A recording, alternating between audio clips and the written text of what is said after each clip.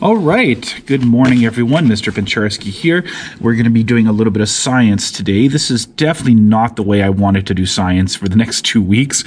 This is a unit where, well, first of all, we're starting a new unit, but second of all, this is a very hands-on unit. There are a lot of labs. We can do a lot of little demonstrations. This is definitely not the way I wanted to start it off, but either way, we're going to go through a little PowerPoint here, get some of the theory out of the way. That way, when you get back, we can sort of get right into doing some of the labs and demonstrations. Today we're going to be talking, this whole second unit is really based around chemistry, and we're going to be talking about matter and particularly mixtures and solutions slash pure substances. So if you look in your homework packages, there will be a note-taking guide that says pure substances and mixtures, and then it'll say homogeneous and heterogeneous, which are two terms we're going to be saying a lot this term. So get used to saying those two terms, homogeneous and heterogeneous. You're going to hear them a lot. So the note-taking guide is really, really simple. Just follow along, and you can pause the video at any time or go back or add anything you need.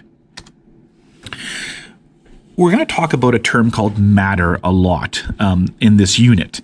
And matter is any material that takes up space and has mass. And we're going to talk about each one of those ideas, space and mass, shortly. But just to give you an idea, anything that takes up space, and mass and weight are similar. They're not identical, but they're similar. So if it has a weight or mass and it takes up space, it's considered to be matter. Let's take a look at this photo we have right here. Now, in this photo right here, oh, I've noticed I'm a little off camera. Let's try that there. Sorry. Normally, if we were in class, I'd say, where is the matter here? What is matter? And most people would pick out the obvious things. The canoes, the sand, the tree, the rock. It looks like there's a little piece of wood or a wooden dock over by the side. But there's other types of matter in there as well, including the water. And one that we don't see would be the air, or even the clouds, which are just made of water. But the air, all the different gases that are in the air, like nitrogen and oxygen and carbon, those are also what we'd consider matter as well. They do take up space and they do have mass. Even if it's so small we can barely see it, they still have mass that we can measure. Now, matter can exist in three main what we call phases or states, but there are some different ones that are kind of in between as well. Solid, liquid, or gas are the three major ways in which matter exists. We sometimes call these phases or states of matter. So matter can exist in a solid form, like the rocks or the canoes or the sand in the previous picture. It can exist in liquid form like the water, or it can exist in gaseous form like the gas in the air that we don't exactly see. We often will use this term air. Air is actually not a real term because it is made up of different gases. So in the air that's all around us is mainly nitrogen, but there's oxygen as well. There's carbon. There's a number of different other chemicals or elements in that air. But we use the word air generically speaking. Now, properties is the next section on your note-taking guide. Properties describe the characteristics of matter. So when we want to describe matter, whether it's a desk or whether it's a gas or whether it's a liquid, we're going to use what are called properties. And every material has its own unique set of properties. So everything that we can describe, while there are similarities, they are very unique in different ways. Now, normally I would ask everyone, what are some ways we can describe matter? And there's a few that people come to mind right away, and those are the ones that our senses give us, like sight or touch. But there's other ways as well. So in the next section, there's going to be 7 main ones, and the first type of property is color. So when we describe something, we often look at what the color of that object is. So for example, let's just use that canoe from the previous picture. So that canoe has a particular color. In that case, I believe it was brown or beige. But all different matter has a different form of color. Now, just because color is a property, there are things that are colorless, that don't have color, that we can't ascribe color to. This is especially true with gases and some liquids. Odor. Now, all matter has, or sorry, not all, some matter has odor, not all, because there are things that are odorless. Some of you guys have heard of carbon monoxide. So our houses, there are sometimes levels of carbon monoxide that is created by different things in our house, whether that be our furnaces or just naturally occurring. And it's an odorless gas, but it can be deadly. That's why most of homes have what are called carbon monoxide detectors around places that might have carbon monoxide in it. So that being said, not all matter has odor, but some of it does. Taste. Now, again, not all matter has taste because it could be tasteless, but a lot of different types of matter do have taste to it, especially things obviously that we eat. Touch or feel. Now, of course, objects do feel different ways, but many of them are hard to describe because, again, try to describe how air feels. I mean, you can't do it. So it's not a good property for, doing a gas, but it would definitely be a good property for, describing a solid or something that we can actually feel. Density. Now, density has to do with how thick or how heavy something is. So we can definitely describe weight to things. And this is true of gases, liquids, and, of course, solids. Boiling point, one that we don't think about very much, but matter can be boiled. So if I take water and I boil it, water boils at 100 degrees. So when water hits 100 degrees, it starts to boil and it starts to turn to a gas, that all the steam that's coming above the pot. And if you just keep boiling it, it's just going to eventually disappear and you're just going to have steam and turn into gas. So all objects have boiling points and they boil at different rates. For example, it's much easier to boil water than it is to boil, say, gold or, heat something else.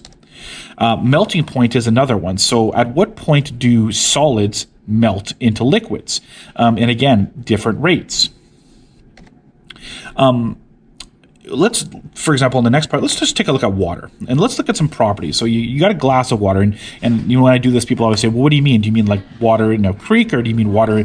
I mean water in your glass at home. You fill yourself a glass of filtered water at home, whether it's from, a Brita filter or it's from a bottle of water or even your tap water should be relatively clean. What are some properties of it? So first of all, does water have a color? And the first response should be, well, no, that's because it's colorless. It doesn't have a color. It's clear. You should be able to see through it. And if it does have a color, it's because there's something in there that's giving it the color. Now, you might say, okay, does it have a smell? Now, you could do a little experiment at home and go try to smell your water. But generally speaking, if you live in Winnipeg, it should be odorless, but also in terms of taste. Now, here's one that a lot of people say, well, water tastes refreshing or water tastes cold. Well, yes and no. Water could also taste warm, but it doesn't have a distinguishable taste. It's not sweet. It's not bitter. It's not sour. There's no real taste to water. It doesn't taste like anything. Yes, it is refreshing, especially if it's been a hot day, but it doesn't have a taste. And as we just said, it doesn't have an odor. Now, if it does have an odor, it's because, again, there's something in it giving it the odor. For example, I live outside of the city in a rural area, and our water is what we call hard because there's a lot of minerals in there. And sometimes those minerals will give the water a certain odor. Now, water can exist in three states. So in terms of feel or touch, it can exist in a solid state like ice, a liquid state as liquid water, and a gaseous state as water vapor. It has a very high heat capacity, which means it boils at 100 degrees and freezes at 0 degrees. So if I get water down to 0 degrees, it will start to turn to a solid. And if I bring it up to 100 degrees, it'll turn to a gas. So there's some of the properties of water. You're only asked to do 4 of them, but there's a number of them that you could use to describe it. Now, let's take a look at properties of a chocolate chip cookie. This is where things get a little bit different. First of all, what color? I mean, are we talking about the chocolate chips? Are we talking about the actual flour part of the cookie? Like, what are we talking about? Which color? What taste? I mean, the chocolate chips, depending on what they are, they could be bitter. If it's dark chocolate, it could be sweet. If it's milk chocolate, the chocolate part tastes different from the cookie part. What melting point? Well, certain things there are going to melt before others do. There's 2 sets of properties. So with water, there's 1 set to describe all of it. But with something like a chocolate chip cookie, there isn't 1 set of properties. There's 2 or more sets depending on what's in your cookie. So this is where we get into the terms homogeneous matter and heterogeneous matter.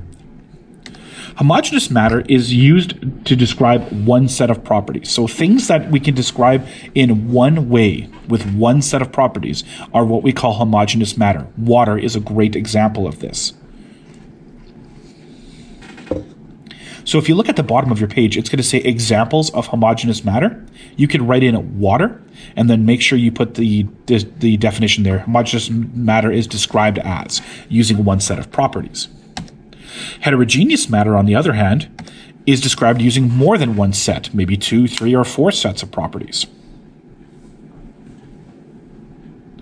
Now, if you need to pause at any time, guys, feel free. Let's take a look at some of those examples. Think of some things that are homogeneous, that if you look at them, they just look like one thing. I can describe them using one set of properties.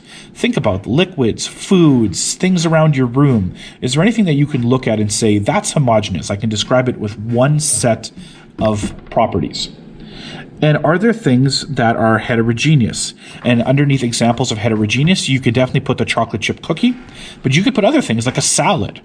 You can put other things like, a Chromebook, because there's different parts of the Chromebook. So you're going to find a lot of examples of heterogeneous matter. Might be tougher to find examples of homogeneous matter, but try to write down at least 4 for each one. Pause the video now if you need to do that, and otherwise I'm going to come back to the end when you're ready. Now, let's take a look at a couple examples here. So at the top, my camera's out of whack there, guys. I apologize. There you go. Let's take a look at tap water. Would that be homogeneous or heterogeneous? And if you said homogeneous, you're right. It is described using one set of properties. Let's take a look at the water in the bottom corner. That's creek water. Now, would that be homogeneous or heterogeneous?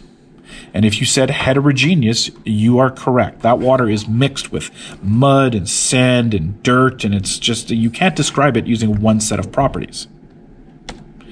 What about the air? Now, if you look at the air in the first picture on the left, would that air be homogeneous or heterogeneous? Now, if you said heterogeneous, you're right, because if you look at the upper layer, it's nice and clear, but if you look at the lower layer, it's very smoggy because of all the pollution. Now, if you look at the photo on the right, that is definitely homogeneous. The air looks really clear. There's no smog or pollution. Take a look at this Raisin Bran cereal. Would we say this is homogeneous or heterogeneous? Now, if you whisper to yourself homogeneous or heterogeneous, you are correct.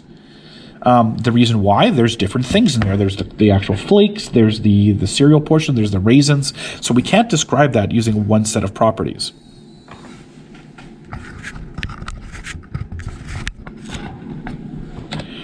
What about these guys? These look like sugar cookies. What would you think? Well, that's a tough one. It gets a little trickier here. Looks like there's only one thing they're made of, but there's different parts, right? The ends look a little bit more crispier than the middle does. They're probably softer in the middle. So we definitely couldn't describe it with one set of properties. So we'd also have to agree that these are heterogeneous.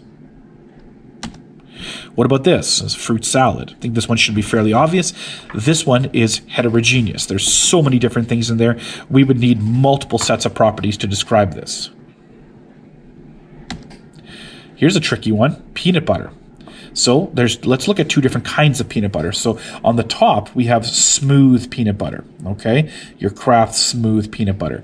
Would we say that that is homogeneous or heterogeneous? Now, if you said it is homogeneous, you'd be correct. It looks the same all over. We can describe the taste would be the same all over. We can describe it with one set of properties. But what about chunky peanut butter or crunchy peanut butter? That one would be heterogeneous because there'd be crunchier parts, softer parts, that they would taste a bit different. So that's our heterogeneous one. Even though it's the same product, the way it's prepared is different. What about Nanaimo bars? I think that's what these are called. I hate these, by the way. I'm not sure if you guys like these. You see them at Christmas desserts, and maybe if you've been to like a craft show and they have like a dessert area, they usually have these there. Homogeneous or heterogeneous? Now, if you said heterogeneous right off the bat, you're right. There's different layers, different colors, different textures, different tastes, everything. When we get back, hopefully in 2 weeks, we're going to be doing a little bit of an experiment where we look at these 3 beverages: orange juice, milk, and Coke. And we're going to be doing a little more of an in-depth examination of them using a lens and then a microscope. But just on the surface, are these three homogeneous or heterogeneous? Let's start with orange juice. Now, a lot of people say, well, that depends, Mr. Benchersky. Is it one with pulp or is it without pulp? And I said, well, that would be a question. If it does have pulp, it could be considered heterogeneous. What about milk? Well, I think most people on the surface say, well, milk is homogeneous. And Coke, a lot of people say, well, there's bubbles and fizz in it, so it could be heterogeneous too. But we'll see what you guys think when you get back. The very end, if you flip to the back, is a little summary, and it's going to be a little graph that looks like this. And we're going to see this many times and keep adding to it. So I'll just get it all out here for you. So that's yours to fill in. So we talked today about matter. Now, matter exists in three different main states. It can exist in others, but the three main ones are solids, liquids, and gases.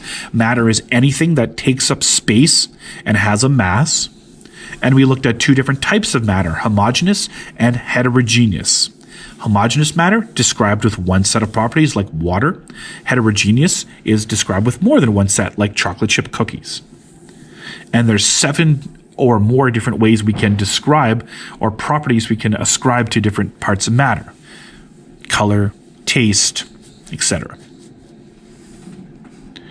All right, guys, in terms of today, that's it. So hopefully you're able to fill out your note-taking guide. Once you do, take a picture of the note-taking guide, preferably the front and the back, and attach it to the section here in your Google Classroom so I can mark it and we can move on to the next one from there. Again, guys, thanks for following along today, and we will talk to you shortly. Bye now.